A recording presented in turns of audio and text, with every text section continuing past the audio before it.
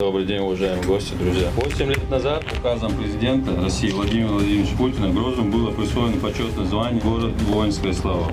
Так был увековечен труд жителей всего региона, которые мужественно сражались на фронтах Великой Отечественной войны. В той страшной войне за свободу и независимость нашей отчизны боролись тысячи представителей чеченского народа. За мужество и героизм, проявленные в бою, десятки наших земляков были представлены к высшей награде Родины – званию Героя Советского Союза. Впервые о том, что подвиг Грозного должен быть увековечен, заявил первый президент Чеченской Республики, герой России Ахмат Хаджи Кадыров, да Лазар Побол Дольцев. Глава региона, герой России Рамзан Ахматович Кадыров продолжил его начинание и 6 апреля 2015 года соответствующий указ подписал глава государства, Верховный главнокомандующий Владимир Путин. Наша святая обязанность бережно хранить память о героях до конца, выполнивших свой воинский долг, сохранивших для новых поколений мирное небо над головой. Поздравляю всех жителей нашей республики с этой знаменательным днем. Желаю мира, добра и благополучия. Да, вперед.